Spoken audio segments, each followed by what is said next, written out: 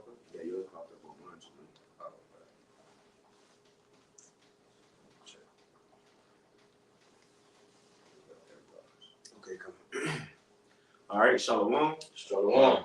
First and foremost, we want to give all praises, honor, and glory unto Yahweh, Bahashem, Yahweh Shai, Bahashem, Rachakadash, and double honors unto the apostles and elders of Great Millstone.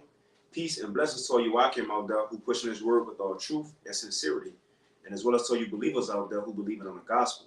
And there's a couple of brothers from the Great Millstone, Dallas, and Houston Church, and we want to go into a quick lesson. As you've seen, I guess it's going to be the hot topic of the week now. If nothing else arises, a lot of stuff happening within Israel, how men acting, the different doctrines that's been coming out. But I know the Apostle Gabal, he was the first one to hop on it with dealing with IUIC and Bishop Nate with his I guess it's a new breakdown or it's a secret one he's been keeping in his arsenal that he bringing out now. But nevertheless, he went into Revelation the 20th chapter, and also the Apostle Ramlab did a lesson on it, and I'm sure a few other brothers will as well. But he went into Revelation the 20th chapter, and he read about those 1,000-year periods, and which we know in Revelation the 20th chapter, although it could be verse 2, verse 3, that's different time periods, man. That's not in chronological order, you see? But his main gripe was that once we're in the kingdom, you see, once we're in the kingdom, eventually, I guess after 1,000 years, these other nations, Esau, Elam, Ham, once we're in the kingdom as Israelites ruling in Yahweh Shai kingdom, when heaven is going to be brought to earth, he said these other nations is going to get them band together to try to take us down in our own kingdom. That was written that we was going to have forever, man. We're not going to have no opposition when we rule. Solomon ain't have none. You know, David took down all the enemies. When Yahweh Shai come, he going to take down all the enemies. Nobody going to rise up again, man. Nobody, you ain't going to have no Edomites holding count on you feel me, on Jasper Street, Amethyst Street. You see they got a camp on the corner. It's prophesying against Yahweh Shai and the Israelites, man. On the corner, give you a lane and Mariah. Right. Come on, man. That's not what's gonna happen. And one, you gotta remember, we gonna be a different people than everybody else. We're gonna have new bodies, spiritual power. The laws gonna be in us. So and so. The laws gonna be in us. So if we follow our power, he ain't gonna send no nation after us. I think that might was in Jeremiah or something I was reading. How the Lord said, Isaiah, Psalms 54, Isaiah 54, one of them. But he said how I sent these nations against you, but once he saved us again, no other nation will be sent that. I'll try to find no other nation will be sent that us again. I think it's a 54th chapter, maybe Psalms or Isaiah. But nevertheless, look, that's not written in the scriptures that these nations was going to take us down. If so, what are other precepts to support that argument, man? When Yahweh Shai come, we going to rule, and that's going to be it. It's going to be like that forever. You see? But you got something else? I got one. You got it. This is Matthew chapter 13 and verse 9, right? Because he was going, like you said, you know, he pretty much, you know, based his feeble argument, you know, centered off of, you know, Revelation 20th chapter, which, you know, any you know, learned Hebrew Israelite, right, that's been in this thing, not even for some time. I mean, just first coming in, like when you learn to break down Revelation 20, and even when you read it, you can tell that it jumps, right? And that's also grammatically speaking, when you look at when you even read it, you can see the paragraph, you know, marks, you know, in Revelation 20th chapter, letting you know that there's different context in there, right? So it's not to be read as a novel or as a continuous chapter, right? That's a lot of history jumping back and forth in that chapter. So, but that Yahweh Shai made that as a stumbling block, man. This is Matthew chapter 13 and verse 9. Who had ears to hear, let him hear. And the disciples came and said unto him, why speakest thou unto them in parables? He answered and said unto them, because it is given unto you to know the mysteries of the kingdom of heaven, but to them it is not given.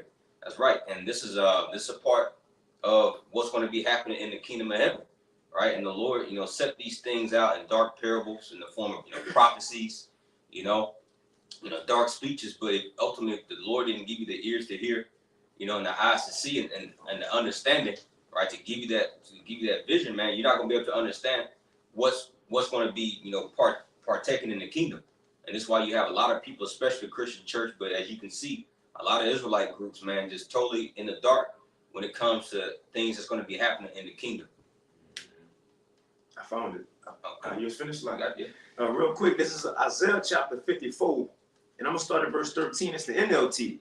Now, what the Most High go explain, once he save us, he ain't going to send no other nations at us. He going to even be kind of sarcastic and say, look, if they come, I ain't send them. Right? But this is Isaiah chapter 54, and this one we rule, because the header goes into the future glory for Jerusalem. Isaiah 54 and 13 in the NLT. It says, I will teach all your children, and they will enjoy great peace. You will be secure under a government that is just and fair.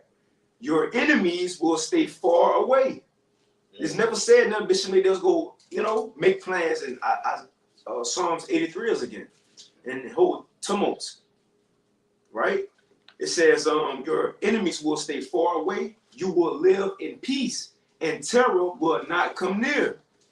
If any nation comes to fight you, it is not because I sent them, and whoever attacks you will go down in defeat. Now the point is, the Lord saying, I have created the blacksmith who fans the coals beneath the forge and makes the weapons of destructions. I have created the armies that destroy. But in that coming day, no weapon turned against you will succeed. So nothing gonna happen to us as Israelites, man. That ain't even gonna be in the mindset of these heathens. They're gonna be in fear.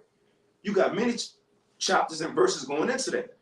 Isaiah 61 has, they said they go see our people and bow down, man. We ain't got to force them to get down with the program. They could be made to get down with the program, and they ain't gonna get out of order. You might read verse 13 again. Come. This is Isaiah 54 and 13 in the NLT. I will teach all your children. Yeah, I just wanted to touch on that point. Who's those children, man? Because that was another argument that he was, trying to make. He was saying pretty much, how the elect ain't going to bring forth children, right, of the nation of Israel in the kingdom, right? Because why? He subscribes to the Christianity, right, Greek philosophy of hell, right? And you see where if you sin, the Lord's going to send your spirit down to a place, to the bottom of the abyss in the midst of the earth, and He's going to allow the devil to poke your spirit, man, in the fire. No, you see, hey, man, the Lord is allowing a lot of these divisions, right? Amongst the nation of Israel, so He can show you who has a true doctrine, man. All right. So you mean to tell me that the Lord is going to, pretty much punish Israelites for all of eternity, but yet heathens are going to be in the kingdom, right? In slavery, they're going to be able to see the kingdom, right? But not the seed of the promise, man. Right. No, man. So that was one of his points, man. That there's not going to be Israelite children in the kingdom, man. That's going to be coming forth from the elect. We just read it. Can you read it one more time? I got you. It's Isaiah chapter 54. So like I dropped. Isaiah 54 and 13 in the NLT. It says, I will teach all your children, and they will enjoy great peace. That's right, man. Those children are the children from the elect, from the loins of the elect, man. Like you read in Zechariah, the 8th chapter speaks about how you're going to have how you're going to have the young men, the little boys and the little girls playing in the streets. And you're going to have the ancients, right, with the rods and staffs in their hands, man. Right. Who are those little boys and little girls? They're not going to stay little boys and little girls forever. Right. They had a birth. They had a nativity, man. Right? And because remember, the kingdom of heaven is going to be on the earth. And what was the first commandment that the Lord, told Adam, man? Be fruitful and multiply. Right. You see? So it's going to be a lot of multiplication happening in the kingdom of heaven here on earth. And how's that act done? Through sex, man. And, through the loins of the elect, that's how the rest of the nation of Israel is going to be brought back together, man. Fulfilling the promise that He promised our forefather Abraham. All right, another one, Romans 11:26, all of Israel shall be saved. So I just want to bring that point out. Okay. Sorry, quick. This is Isaiah 11, and start at verse 9. And when you go into this, it's going into how it's the line of David is going to come. You would like to say Yahweh Shai is going to sit on the throne of King David, and he's going to rule, with the tribes. Now, you have them trying to, they trying to go in and say that we're going to have conflict, or they're going to try to come and have a slave revolt. That is not going to happen. One thing, they're going to see the glory and the power that's going to be in the nation of Israel. So why are they won't even try to think about coming up. Only the Edomites. That's why, like I said, 1,000 years, that destruction for them will happen. Now, so because you said they will come up. Remember what happened when the Lord brought judgment on Egypt? Rahab said all the nations feared. All of them. They didn't want to do nothing. They were shook at that. How much more now, man? So like exactly. Yeah, that was within what? The mortal body was having that power in house. Just think when he give us those new bodies, you know. Hey, that's they won't even think about that. Like you said, you just gonna have the wicked. Like you said, 3 classes of men. I mean, 3 classes. You have the sons of the Most High, the sons of men, and the sons of the wicked. Only the wicked, the ones that's not gonna want to bow down or want to basically gonna try to turn over a new leaf. But the nation, like I said, they're gonna be happy. You know, you're gonna have the earth is gonna be flourishing. You know what I'm saying? The kingdom's gonna be flourishing, so they're gonna be at peace. And they're gonna be at peace when we say, hey, we finna after 1,000 years, we finna go put all these Edomites, round them up and destroy them. You know, get the pure wickedness off the earth at that time. All right, this is Isaiah 11 and verse 9. And like I say, this is like I say when the throne of David is being established and the kingdom of heaven is being restored upon the earth. It says, nothing will hurt, and this is an NLT, nothing will hurt or destroy in all my holy mountains. For as the waters fill the sea, so the earth will be filled with the people know the Lord. In that day, the heir of David's throne will be a banner of salvation to all the world. The nation will rally to him. Listen to that. The nations will rally to him. That reminds me of Isaiah 14. You know, it says, and the land where he lives will be a glorious place. All right. You see that? The land where he lived will be a glorious place. They're not going to want to receive from that. So when he says it's going to become something like a slave revolt, you know what I'm saying? Because we will have the other nations in subjection, you know, because we're going to be rulers of the earth. When you have a nation that's ruling, the rest of the nation will be in subjection. That's just how the things go, you know. But the Lord said he's going to take back the kingdom. It's not going to be nobody trying to say, okay, well, we're going to come together, you know, because we're going to be doing all. Right. You know? All right. You got something about it? Con, just something real quick. Let's see. Oh, yeah. This is Jeremiah 3:17 in the NLT. In that day, Jerusalem will be known as the throne of the Lord Yahweh B'Hashem Yahushua. All nations will come there to honor Yahweh B'Hashem Yahushua. They will no longer stubbornly follow their own evil desires. Why? Because they're going to see Yahushua, right, and 144,000 elect men, right, in that perfect, pristine, powerful estate, man. They know, like, bro, we will be dumb as hell. That'd be committed suicide, man, to try to come up against these men.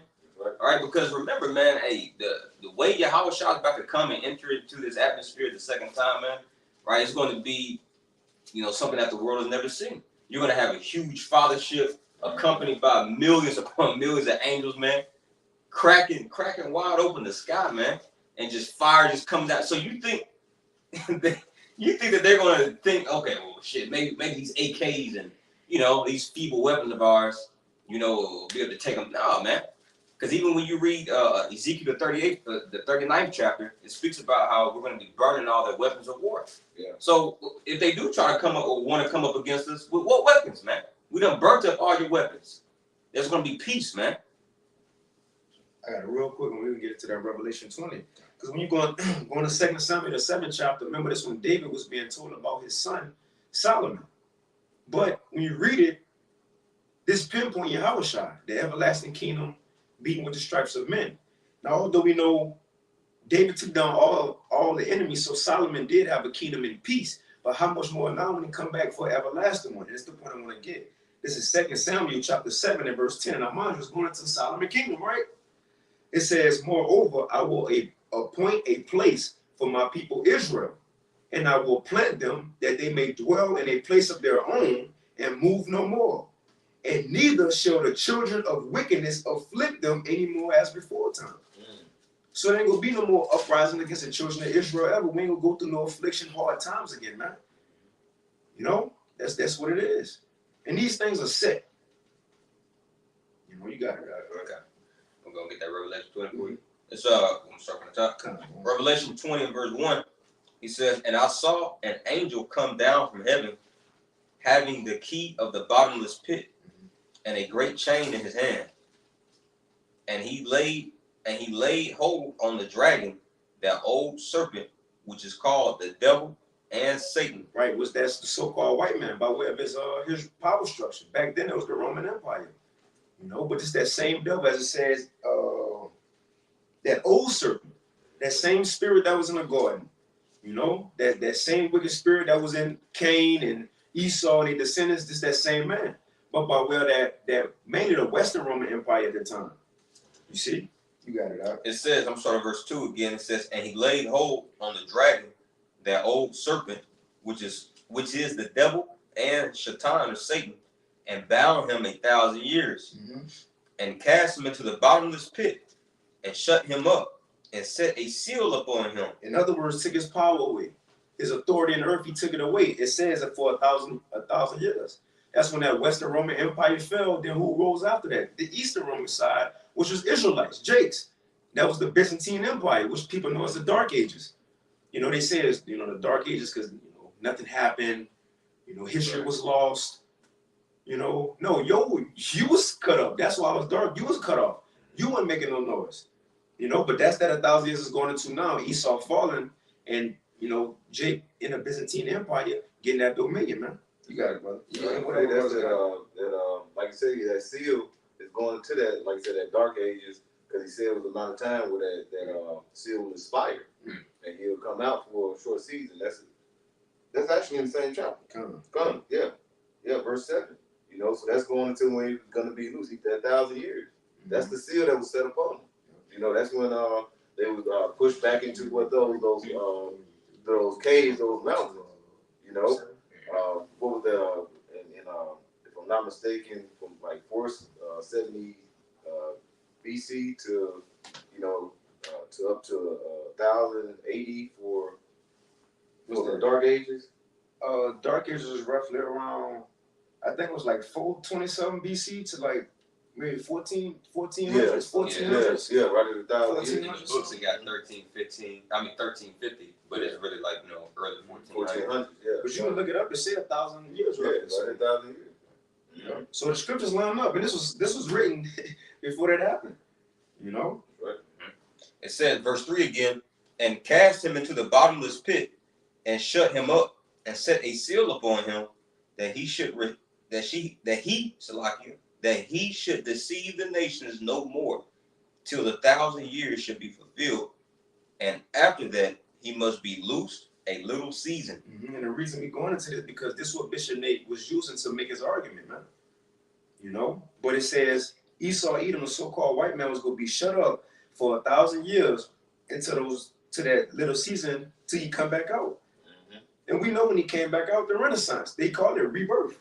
Right. Rebirth. Right. He was brought back into the earth, having power, having dominion again, man. You see, you got it, bro. Verse 7. And it's the thing, as the apostle around live always go into. This is not in chronological order when we read it. We read verse 1 through 3, and then when you jump to 7, it continues from there because verse 5, 4, and 5, and 6 talk about another time period when we gonna rule with Yahushua. And that rule, and we don't, after we read 7, we'll go back up. But that rule with Yahushua is not just for 1,000 years. So you tell me the Lord waited roughly 2,000 years to rule, but he only gonna get 1,000 when he do come back down. No, man. This will be an everlasting thing. That 1,000-year period when we rule is going into,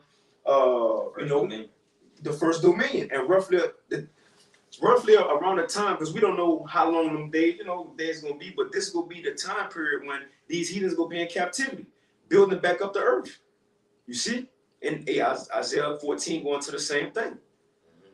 But after that, then Esau will get destroyed. These nations still gonna serve us. It never said nothing up on that about them coming against us, though. You know? Okay, cool. You got it, bro. I say too. That's why the Lord in the scripture say read precept upon precept, precept upon precept, line upon line, line upon line. Here a little, there a little. It's not going to be directly. That's why you got to break it down correctly. You can't just go straight through and say this is what happened and like kind of mentioned in chronological order. This is something that you're supposed to jump, precept upon precept, especially in Revelation 20. And it's Micah chapter 4 and verse 8. He says, and thou, O tower of the flock, the stronghold of the daughter of Zion, and who was that? The elect. Unto thee shall it come, even the first dominion, the kingdom shall come to the daughter of Jerusalem. You see? So, this is what Revelation the 20th chapter is going into, right? The 1,000-year reign, right? That's coming first and foremost for the elect. That's where the 144,000, right? And Yahweh, well, first and foremost, Yahweh Shah and 144,000. That's when that rod of iron that's spoken about in Revelation 2nd chapter is going to really be cracked over the skulls of these heathens, man. To like house break them, to like restore order back in the earth. And it's gonna be a rule. It's gonna be a rule that's very rough. It's gonna be a rough regime, man, because you see all the type of abominations and evils that these nations are used to. You're gonna have to clean up all this concrete, just get all this, just purge all this wickedness that this devil has pretty much deceived the whole earth with, man. You see, so that's what this 1,000 years is going into. All right. Now you can read through again and jump to 7, okay. And then we'll just go back into 4 and Okay, run through it. Then just flow. Okay, reading verse 3 again, Revelation 20:3, and cast him into the bottomless pit and shut him up, and set a seal upon him, that he should deceive the nations no more, till the 1,000 years should be fulfilled. And after that, he must be loose a little season. Right, so it's giving a foreshadowing on what was to be dealing with the so-called white man. Right, he was going to be shut up. He was going to lose his power, and that's when Western Roman Empire fell. Then you had a 1,000 years of the Dark Ages, man, when Jake was ruling the Byzantine Empire. But then he was going to come out of that locked up estate, that lower state, and the Lord's going to give him dominion again to go out and deceive the world. And we living in that part. He came out and deceived the world. Correct? Not just the city, but the world, man. But we living in that. That's why we got the white image, Jesus. Again, Renaissance. You see, you got to go, bro. God. Verse 7, come on. Verse 7, skipping down to verse 7, and when the 1,000 years are expired. So when the Dark Ages go be done with, when Jacob was going to be finished ruling, and Esau was going to be done being in that lower state, what was going to happen?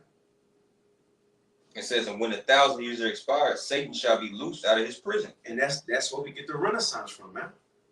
You see? The rebirth, and he went back into the earth. And that's when he fulfilled that Genesis 27 blessing.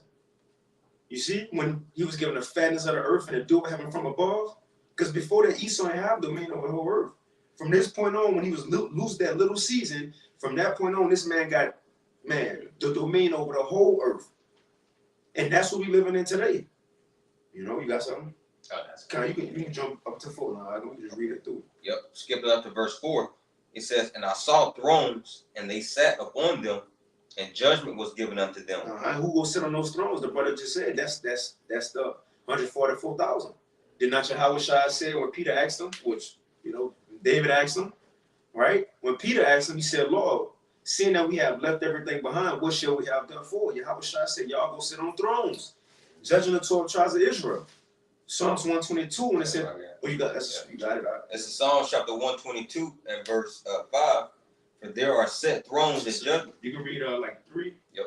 Psalms 122 and verse 3. Jerusalem is builded as a city that is compact together. So when we come back, when the Lord brings his people back, when we begin to rule, whither the tribes go up, the tribes of the Lord, unto the testimony of Israel, to give thanks unto the name of the Lord.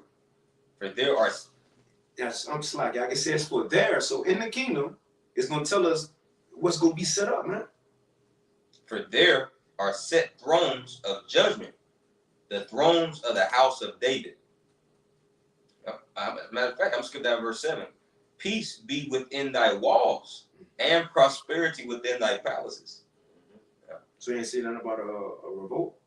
No. All right. It's peace. Yeah. It's going to be peace, man. We don't have no worry or thought that our slaves get out of line. And it also proves that, right, in Ezekiel, the 38th chapter, when it speaks about the land of the unwalled villages, it's not talking about the kingdom of heaven, right? Because that was another point that Bishop Nathaniel was trying to make. When you read Ezekiel 38, it's talking about when you read the unwalled villages, he said that that's going to the kingdom of heaven. No, we just read that that it's going to be peace within our walls. We're going to have walls, man. The land of unwalled villages is going into America. That city that dwells carelessly, as it says in Zephaniah, the 1st chapter, man. And when you travel throughout the United States, right? You don't, each city or each, state that you go through, you don't have to pass through no walls. Right. This is that land that dwells carelessly. Why? Because it's away from all these other nations to where it doesn't have to, where that's why it's known as the virgin daughter of Babylon, man. You see? But we'll go back. You got something up? This is Luke 1 and 32. I started 31. It says, it's going into Yahweh Shah, which will, go into that. It says, I'm reading the NLT, you will conceive and give birth to a son, and you will name him Yahweh Shah. And this is the angel talking to Mary, and he says, he will be very great and will be called the Son of the Most High. The Lord power will give him the throne of his ancestor David, and he will reign over Israel forever. His kingdom will never end. So the other nations are going to understand that. They're going to see that it's going to reign forever and ever. They're going to see the mighty power. You're basically trying to bring the Lord low when you try to say they're going to feel like they can overthrow the throne. Right. When you try to give it basically trying to say, the other nations, they're going to have power in the kingdom. They be like, we probably can take them down. You don't know the magnitude. You're not really giving the people the magnitude of how glorious the nation of Israel is going to be at that time. That's what we're trying to get to. You're not going to understand that the power that the nation of Israel is going to have is not going to be.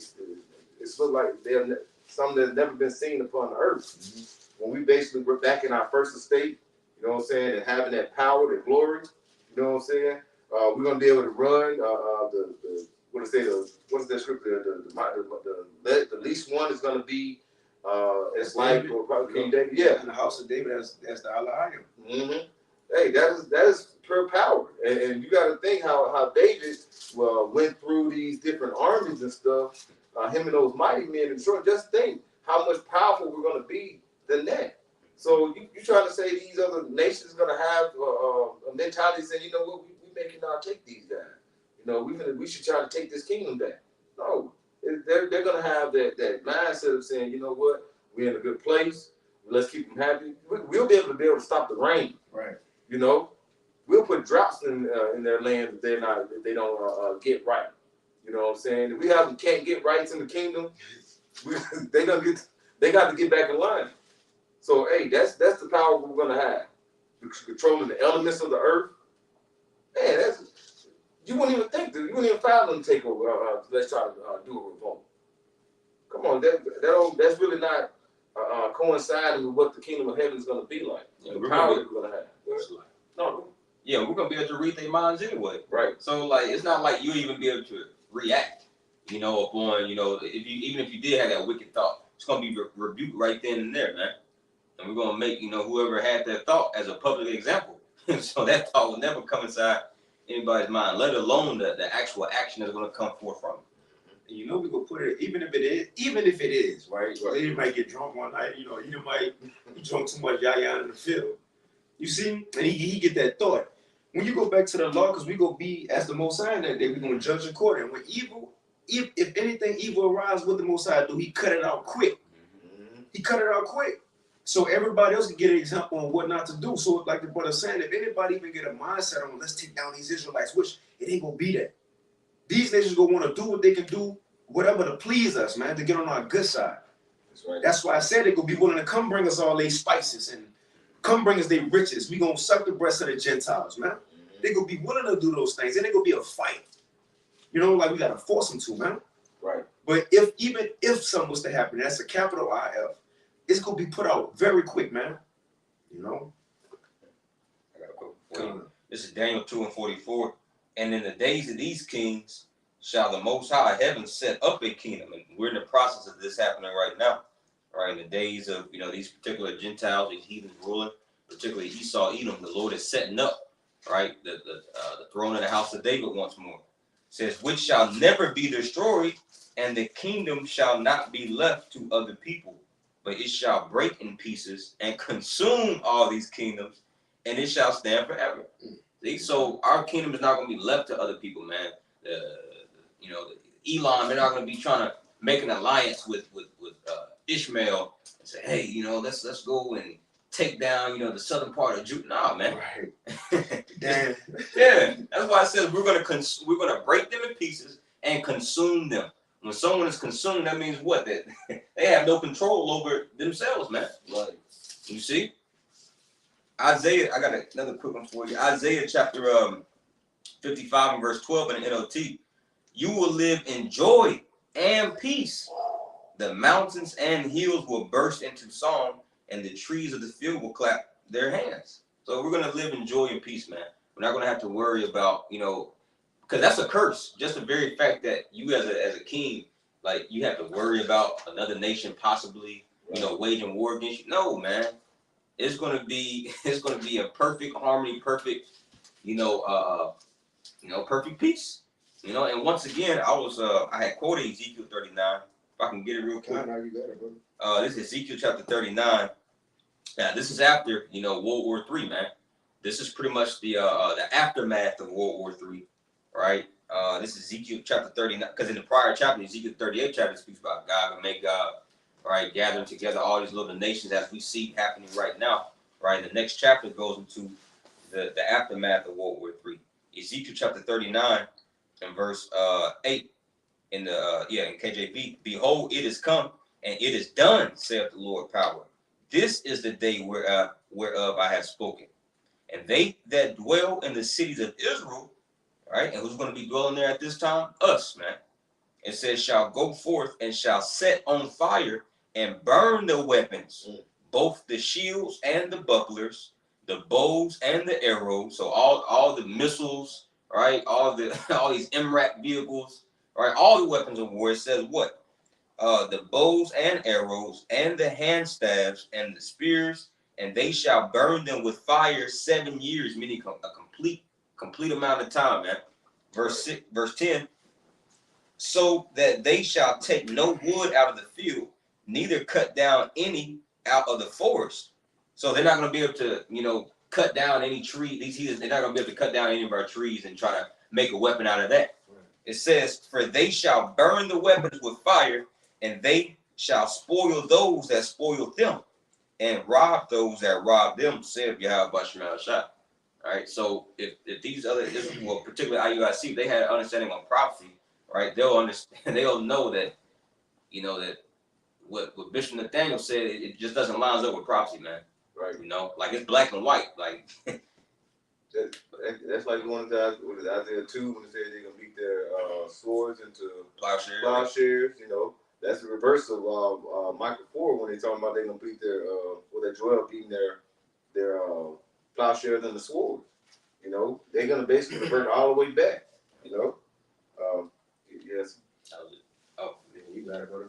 This is 1 Corinthians 15. That is what I had. Oh, really? That's what you had all three of us. I'm about 2 and 3. Where you gonna start? I was start at 23. Okay, yeah. No problem. I was reading the NLT. Just because like I say, get that background and get that the understanding. It's 1 Corinthians 15 and 23. It says, but there is an order, and then the NLT is that, but there is an order to this resurrection. Mashiach was raised as the first of the harvest. Then all who belong to Mashiach will raise when he comes back. It says, after that, the end will come. When he will turn the kingdom over to the Most High, the Father, having destroyed every ruler and authority and power. Right. The Lord will destroy. And look, this is the thing, when he come back, he gonna take power away. Start with the kings, though. The kings gonna be in fear. Look, you gonna be in chains. You gonna have no opportunity to even come up with an idea, a plan, a blueprint. Why how should I sleep? We gonna, because I'm his cupbearer. So right. he will be sleep, man. Come on, man. We will have power. Power. And you know what? Because these heathens still gonna be in these regular bodies, right? They ain't gonna have the second covenant with the laws in them. Now they're gonna be trying to keep the laws we trying today. But even if Esau was to raise up and try to get in these heathens' ear, they gonna be in so much fear, they might go tell on Esau. Just like Mordecai did them 2 spies with Cyrus, you see, or Xerxes. But these people will be on our side in that day. Because you know what? Proverbs 29:2, they're going to understand the way we rule is beneficial to them. That's right. Beneficial to the world, so why would they get out of line? Come on, man. Especially when Esau get taken out the way, that's going to put fear into them. Because they go, okay, so if you do this, then that's the judgment. We ain't going to do that then. You know? So all rule, all authority go put down the day Yahweh shall come back, and it's never going to raise up again, man. They ain't going to have the white, Jesse Jackson and, Biden. He raising up. Yeah. And Trump. Dabu. Yeah, yeah. Come on, man. No, man. You got it, Doc. It's verse 25. Y'all read 24 again. It says, at the end, and that end, and after that, the end will come when he will turn the kingdom over to Yahweh the Father, having destroyed every ruler and authority and power. For Mashiach must reign until he humbles all his enemies beneath his feet. And the last enemy to be destroyed is death. Right? And the last enemy, like you say, is going to be destroyed is death. Now, that's why I like to say when they're destroyed, you got to think Esau is also the harbinger of death. You got to think also, Yahweh Shai, he already conquered death in these mortal bodies. He came back, and he's going to come back. And I mean, he is a man. Yes, death is going to be destroyed. One thing is, that's why you got to take Esau, the wicked, out the earth. And that's what's going to happen. Like I said, the last enemy is destroyed at death.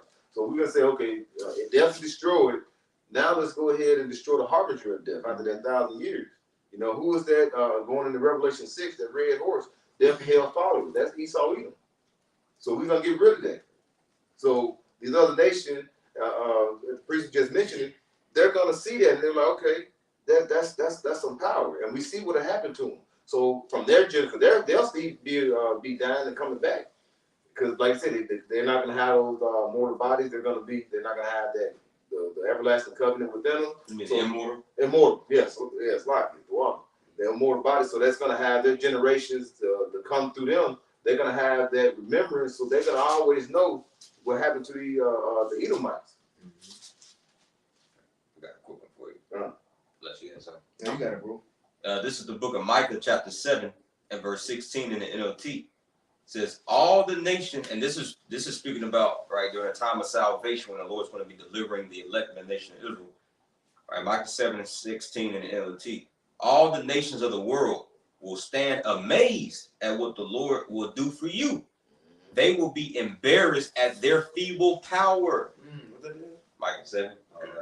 Yeah, it says they're going to be embarrassed of their feeble power. Why?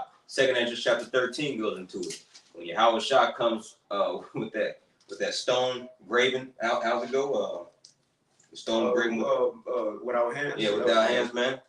All right, and without labor, how he destroyed them, man. You see, coming with all power with that fathership, and once again the multitude of the angels that's going to accompany him, man. It's in that same chapter, 2nd Ezra 13. It speaks about how they're going to be afraid to even fight against him in that day. Right? So it says they will be embarrassed at their feeble power. They will cover their mouths in silent awe and deaf to everything around them. Like snakes crawling from their holes, they will come out to meet the Lord, our power. They will fear him greatly, trembling in terror at his presence. That don't sound like a nation of people that's going to, try to come up against them. That sounds like people that's scared as shit, man. You see? They're going to see that their so-called, power, right? Their chariots, their aircraft, their Blue Angels, all the military power, the MRAP vehicles, their tanks, the Humvees, even the ICBM missiles, man. The ICBM missiles going to look like little flies compared to, Yahweh Shai going to swat that down, man. That's what it said. Even for Leviathan, they say he gonna play with him and shit. Man, you see, so they're gonna know, man. Like, yeah, there's nothing we can do. We can't come up against this regime. So the best thing to do, like the saying in the world, get down and lay down. Man, they gonna get down with the program, man. Okay, I got a quick one. Because you remember when we went into our land the first time with Moses, the same thing was told them. When y'all go into this land, people gonna fear y'all. Remember, that was way back then. That wasn't even our real rest. How much more we will get the real rest? And Deuteronomy 28, that was blessings and curses, right? We went through them curses. Remember, like Yatazak always say, it is a 1 through 14. That's them curses. We're gonna get there too. But I want to get this real quick when we went into the land the first time. And then I'm gonna get in a promise in Deuteronomy 28 with the Lord. He reassured that it's gonna be the same way for this time, man. But this is Deuteronomy chapter 11 and verse 23 in the NLT. It says, then the Lord will drive out all the nations ahead of you. It says, though they are much greater and stronger than you, and this was back then, you will take over their land. Wherever you set foot, the land will be yours. Your frontiers will stretch from the wilderness in the south to Lebanon in the north, and from the Euphrates River in the east to the Mediterranean Sea and to the west. And that was just back then, but now we get in the whole world. But this the point. It says, verse 25, and no one will be able to stand against you. For the Lord your God, let me read that again. No one will be able to stand against you, for Yahweh, by Hashem Yahushua, your power, will cause the people to fear and dread you as he has promised. And this was just back then. They ain't have spiritual bodies yet. They ain't have that yet. They ain't see Yahushua, you know. Yeah, they see the cloud by day, pillar by night, but you ain't see him standing on top this time. He was in it. He was in it. But this time he gonna be on top of it, man. You're going to see much greater than that. We're going to be a greater people than what we was back then going into the land. And if it said nobody was able to stand up to us because the fear and dread that they had, how much more when we rule in the kingdom, man? I'm going to read that again. It says, Deuteronomy 11 and 25 NLT, no one will be able to stand against you, for Yahweh, your power, will cause the people to fear and dread you as he has promised wherever you go in the land. So wherever we move around the kingdom, wherever our children be, man, people gonna fear that. You can have your little infant, you know, 1-year-old, 2-year-old, roaming the world. Him and his pet, you know, his baby Leviathan. He ride on the back of his baby Leviathan, you know. And we ain't gotta worry about him though. Yep. Because look, even if a group of grown-ass Edomite men see him, guess what they gonna do? Bow their ass down in front of little children, man. That's what we did. Come on, man. And they better not, they better not look him in their eye, in his eyes, man. But that's how it's going to be. So how much more when we rule? And I'm going to get this too in the blessings. This Deuteronomy 28. And I mind you, have we not fulfilled the curses? So shall we not fulfill these blessings, man? Deuteronomy 28. And I'm going to start at, I'm going to get straight to the point. Verse 9. It says, the Lord shall establish thee as a holy people unto himself, as he hath sworn unto thee. If thou shalt keep the commandments of Yahweh thy power and walk in his statutes. Now, that's the point to make before we read on. We're going to keep the law, statutes, commandments perfectly in the kingdom because they're going to be put in us. And the Lord saying right here, if we do these things, the blessings going to follow. So we're going to do them, right? So we can expect this next blessing we're about to read to happen and if we're going to be perfect. So I'm going to read it again. Deuteronomy 28 and 9. It says, the Lord shall establish thee as a holy people unto himself, as he hath sworn unto thee, if thou shalt keep the commandments of the Lord thy power and walk in his ways. So if we do, and which we will in the kingdom, the first blessing says, and all the people of the earth shall see that thou art called by the name of Yahweh, and they shall be afraid of thee, man. They're going to see it on us. They're going to see it, to see the spirit on us, see the power in us, man. They're going to be afraid of that, so it ain't going to be nowhere possible, as Bishop Nate said, eventually in the kingdom, one day they're going to raise up. They're going to get tired, you know, and they're going to raise up on the Sabbath. They're going to plan, look, we're going to raise up on their Sabbath because they can't break it. You know? Come on, man. Nah, it's not going to happen, man. Andrew Jackson, you know? Right. He could try to go in the land of Gad again. Come on, man. Yahweh Shai will have to lose no virtue anymore or even have to use it in that day, man. Right. For what? It never, once it said he came back and gonna conquer on his second coming, it's nowhere written he's gonna have to do it a third time or a fourth time. And then after he come for his second coming, he put down his enemies, he got to keep doing it. It's one time thing, man. That's it, that's all. So no other nation will rise up against us in the kingdom of heaven when we rule on the earth. It's not gonna happen, man. You know? Oh, shit. In Luke 16, with the rich man and Lazarus, right? It's going to be a great Gulf fix. a separation. We ain't ever gonna live like a heathen again. They never gonna see what it's gonna be like to live like an Israelite, man. It's gonna be a great separation between us and them. So saying we never go through the things as we went through in captivity, and what's one of them? People rose up against us. That's not gonna be no more, man. You know, you gotta do all so like that. One last one. This is Isaiah 60:12 in the NLT. For the nations that refuse to serve you will be destroyed. Simple as that. Hey, drop the mic, cut the camera. Yeah. You gotta bring it out again, though. Right? Okay, got it. Yeah, this is Isaiah 60:12 in the NLT. You got it. Right? For the nations that refuse to serve you will be destroyed. That's it. So nobody gonna refuse, man. Right. And if they do, it's gonna be harder on them. Just the simple thing is, if they don't come up and on our holy days, when they come around, we go send a famine in their land. So if they don't serve us, they could be put in a worse state, man. And I don't think they're gonna want to do that. You know? Especially when they see the fear of in all Israelites, man, it's gonna be in game, man. When the Lord said we gonna live in peace, no more worry, that's a worry. Your slaves rising up, that's a worry. We gonna live in no more worry or sorrow. Come on, man, we gonna be good forever. And that's what Yahweh shall bring into the earth. And like you said earlier, that's offensive too. That's offensive for you to say that heathens go rise up again when Yahweh shall back in this world, man. What he said, if this was my kingdom, my servant go fight. That's right. The point is, his servants ain't gonna have to fight no more. Nope. He gonna give his servants peace, man. Yep. We done fight. This is the warfare right now. Although, you know, you gotta watch what you say. You know, we ain't fighting a physical battle, you know. But this is the warfare right now, man. Yahweh shall come and save us from all this, man. That's it, and that's all, you know. You got something? Or just quick point. If they say they're gonna basically it'll be no more weapons, what they gonna fight with?